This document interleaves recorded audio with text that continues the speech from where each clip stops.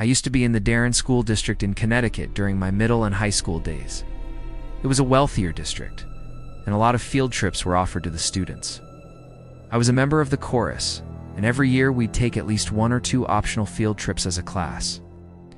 The year in question, when I was a sophomore, we took a trip to Woodloch Pines Resort in Pennsylvania. The bus ride there took a few hours. I was with my friend Landon, and we were going to be sharing a room. From the moment we got there, we figured it was going to be pretty dead. It was November after all, so it was cold up there.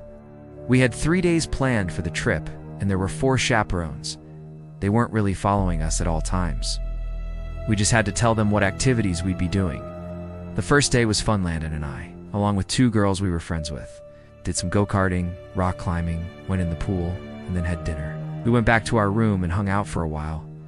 For the record, not all of us students were able to get rooms next to each other. Our room was ground level with a clear sliding door that provided a view of the lake down the hill. We went back out for a while, then returned around 10 o'clock. We left the blinds to the door open because the moon was giving off a cool reflection on the lake. Little did we know that would be the start of a nightmare. If I had to guess, it was a whole hour of us just rolling around in our beds trying to get comfortable. Occasionally talking before Landon, whose bed was closer to the door, screamed. I had no idea why until I looked at the door.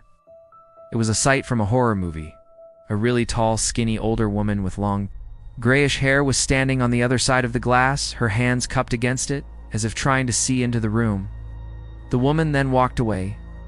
Landon looked at me, waiting for me to get up so he'd have the confidence to do the same. We ran outside after her, but saw no one. The cement trail past each room was empty, and there was nobody on the grass or walking down the hill. We both knew we weren't imagining it. The next day, we didn't tell the chaperones, but we told the 2 girls. That night, after a long day of activities, we entered the room through the back door and made sure to shut the blinds. Landon fell asleep first, and I followed about half an hour later. I woke up to silence, feeling uneasy. I whispered Landon's name, no answer. I turned to look at him, but something was blocking my view. Towering over my bed was the tall, old woman. She took 2 steps back and said, "Your back door was unlocked," before turning around and walking outside. I was frozen in bed, shaking. I woke Landon and told him what happened. We locked the door, shut the blinds again, and agreed to stay up the rest of the night. It was all ready for a mem, so we wouldn't lose much sleep. By 8 o'clock, we went to the dining hall for breakfast. When we got back, ready to tell our chaperone, we saw the old woman through the glass of the neighboring room, sitting upright on the bed with her hands folded facing the door and us. We ran to the front desk to report her. The staff seemed unsure what to do. Eventually, they came with us to the woman's room where she sat in the same position with an older man on the other bed staring at us. Apparently she had mental disorders and he wasn't all there either.